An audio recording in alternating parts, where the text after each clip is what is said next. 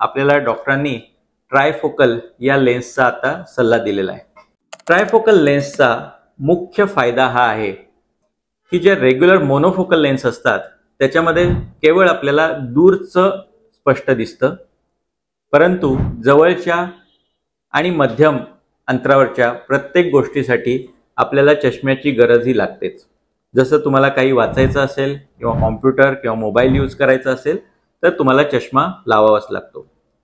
परंतु ट्रायफोकलमध्ये जवळजवळ 95% लोकांना ही लेन्स बसवल्यानंतर दूरचाच नव्हे तर जवळचा आणि मध्यम अंतरावरचा सुद्धा चष्मा लागत नाही। मोनोफोकल लेन्समध्ये आपल्याला सतत चष्मा लावावा लागतो, परंतु अशी गरज ट्रायफोकल लेन्सेसमध्ये लागत नाही। ट्रायफोकल लेन्सेसचे काही डिसएडव्हांटेजेस आहेत का? सगळ्यात महत्त्वाची गोष्ट असते की ज्यावेळी आपण ट्रायफोकल लेन्सेस वापरतो त्यावेळी आपल्या लेन्सेसमध्ये मल्टिपल रिंग्स असतात।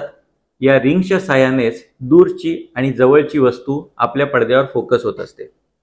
परंतु ज्यावेळी आपण रात्रीच्या वेळी ड्रायव्हिंग करतो किंवा रात्रीच्या वेळी किंवा कमी उजेडामध्ये कुठलाही लाईट सोर्सकडे पाहतो त्यावेळी हा लाईट जो आहे त्याच्या भोवती आपल्याला वलय दिसू शकतात।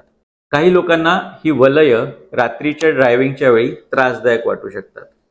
त्यामुळे तुम्हाला जर रात्री ड्रायव्हिंग करणं हे गरजेचं असेल आणि ते तुम्ही टाळू शकत नसाल तर तुमच्यासाठी ही लेन्स योग्य नाही। पण ते तुम्हाला टाळता येत असेल तर मात्र तुम्हाला ही लेन्स अतिशय उपयुक्त राहील।